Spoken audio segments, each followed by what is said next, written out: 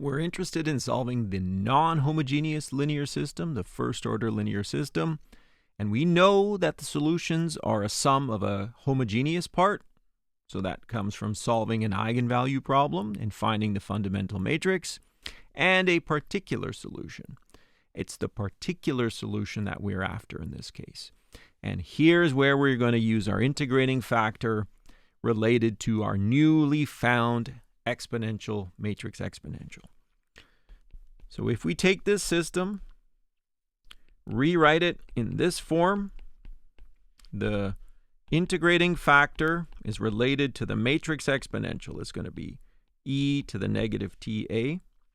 So if we take this entire equation, multiply it by that integrating factor on the left, and now we have to be careful because, again, we're dealing with matrices times functions, times vector functions.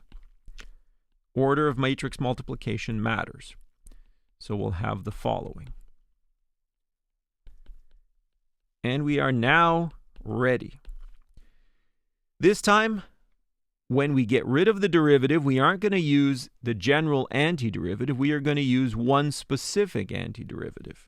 And we are going to use the antiderivative that's related to this initial time t. And if t is this limit of integration, we now need to use a different dummy variable. So the dummy variable we'll use is tau. We will multiply everything on the left by the inverse. This is going to give us an I, so what we'll find is that we'll have e to the ta into this antiderivative, and all of the dummy variables on the inside are tau. Because this does not have a tau, we can absorb it in. And what we will find is that the particular solution here is going to be e to the t minus tau a f of tau d tau. And this should all look very, very familiar. We have now found some familiar results. This thing right here is what we're calling the Green's function for this first order linear system. And we've got this beautiful way of writing this down. The Green's function, this is now a matrix. It's a matrix of functions. And so the notation we're going to use is capital G of t minus tau. It is given by this matrix exponential. And this is the matrix exponential. There's a shift, a t minus tau, just like there was before. And that means that the particular solution should have a very familiar form. G of t minus tau, f of tau, d tau. And compare this again. If you've got a first order scalar equation, the particular solution there is an integral e to the a t minus tau, f of t, d, f of tau, d tau, just like we've seen before. That would be the Green's function. Everything agrees. Everything is consistent. And this is the beautiful thing about these linear systems. We have now found the particular solution. It's straightforward in principle to compute the Green's function, because the Green's function is given by this matrix exponential, t minus tau a. This is going to be given by the fundamental matrix evaluated at t minus tau multiplied by the inverse at 0. We're done. We can solve every single problem. Now, as before, when we solve this first order non-homogeneous problem, I should put the arrows in the right spot. When we solve this, just like we did before, by linearity, the homogeneous problem, we get a homogeneous solution that solves the homogeneous equation with non-homogeneous initial conditions, and the particular solution solves the non-homogeneous problem with rest initial conditions. I'm not giving a proof of this, but it follows exactly like it did for second-order equations, and it follows from linearity. So as always, all we need to do is apply the initial conditions to the particular solution only. So it's about time we see an example, because there's been a lot of conceptual building here, building, but we need to see an example just so we can see how this works. Previously, we considered this example a non-homogeneous problem, and this was done by diagonalization. So previously, we did this with diagonalization. You can solve this system in any way you'd like. So now I'm going to append to it some initial conditions. The homogeneous problem, you can pause the video for yourself, and you can pause the video, compute this for yourself. The homogeneous solution looks like this. And that means that this fundamental matrix, which is important, we're going to need this, is formed by putting these two solutions, x1 and x2, as the columns here. So we'll have e to the minus t, e to the minus t, e to the minus 3t, and negative e to the minus 3t.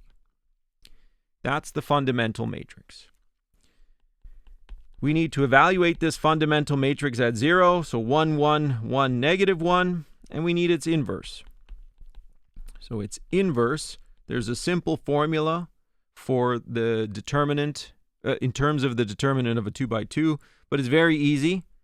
It's going to be 1 over negative 2, so 1 over the determinant. You swap the diagonal entries, and then you flip the signs of the off-diagonal entries. So this negative in the front is going to absorb into everything else. You'll get a 1, 1, 1, negative 1. And now, the particular solution we will form by an integral where we need this Green's function matrix, f of tau d tau. The Green's function matrix is formed from the fundamental matrix evaluated at t minus tau multiplied with this inverse. So there's a lot of moving parts here. However, here we go. This product, the 1/2 comes from the inverse. The fundamental matrix is going to look like this. It's going to be e to the negative bracket t minus tau, e to the negative bracket t minus tau, e to the minus 3 into t minus tau, and negative e to the minus 3 t minus tau. That's going to multiply by 1, 1, 1, negative 1. So this is just going to be a big operation that we need to go ahead and do. Simple matrix multiplication. It is going to be a little bit of work. You should concentrate, but take the time to see for yourself that you're going to get the following entries in this fundamental matrix. So the Green's function matrix. That's the top left entry. We are now going to get e to the minus t minus tau, subtract this term. That's the top right entry. The bottom left entry works like this. And again, the minus from the left matrix is going to persist here. And then when we take the bottom right entry, the minuses will go away. So in this particular case, the matrix turns out to be symmetric. So that is the Green's function matrix. You should concentrate when you write these things down. There's a lot going on. a lot of potential to make a mistake. It does seem overwhelming, but it is a general method here. When we have a constant coefficient problem, this will work. Now, just for the sake of not having to write any of this down, I'm going to take f of tau and multiply it here on the right side. So it's 6 e to the minus tau and 0. So if you pause the video and go back and look at the original statement of the problem, that's what you're going to get. Now we have to do a matrix times a function.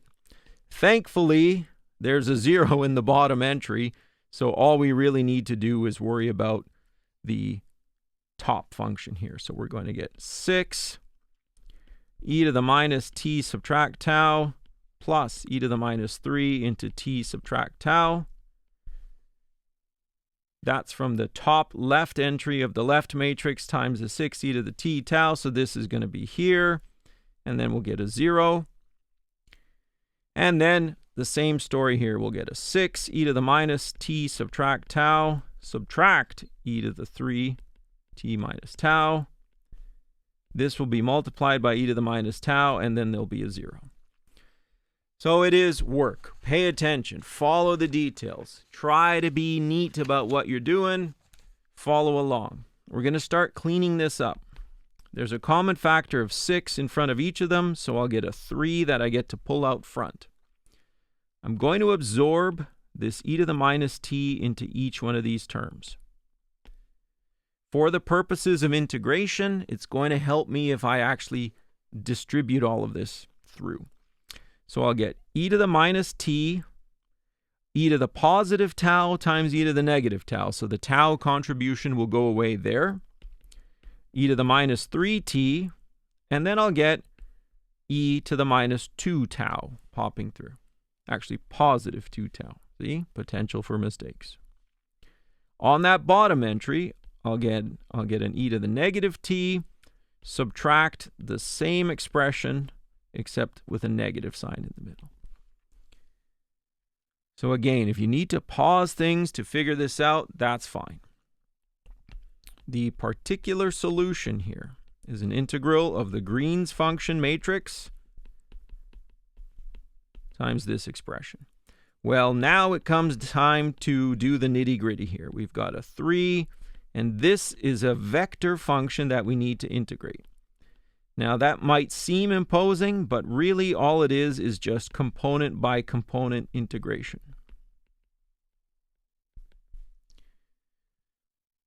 Luckily, there is nothing horrible in any of these expressions. Someone was nice and gave us a nice problem. So we are going to integrate, find the antiderivative of that top line, and then evaluate it from 0 to t. So what we'll get is tau e to the minus t plus 1/2 e to the 2 tau e to the minus 3t. This will be evaluated from 0 to tau, and then the bottom component will be similar. Tau e to the minus t, subtract 1/2 3t e to the 2 tau, evaluated from 0 to t. So we are just grinding through these details.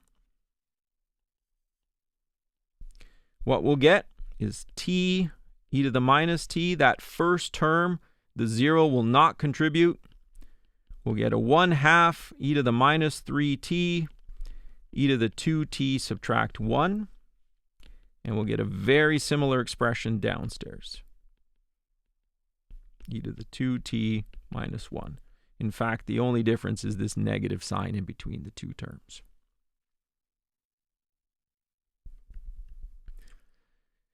Keep going, right? Clean this up. There's a 3 in the front, t e to the minus t. We'll get a 1/2. This term here will give us e to the minus t, subtract 1/2 e to the minus 3t, t e to the minus t, subtract 1/2 e to the minus t, plus 1/2 e to the minus 3t. We are going to reorganize this. So this will be 3t e to the minus t, 1, 1. 3 halves e to the minus t, 1, negative 1. 3 halves, and we'll subtract it. 3 halves there, e to the minus 3t, 1, negative 1. This is the particular solution. Now, if we were going to stop here, and if we were asked for the general solution, then this term here at the end, this would be absorbed into xh if we wanted the general solution. And then in that case, that would be the particular solution. But when we've got an initial value problem, we do not do that.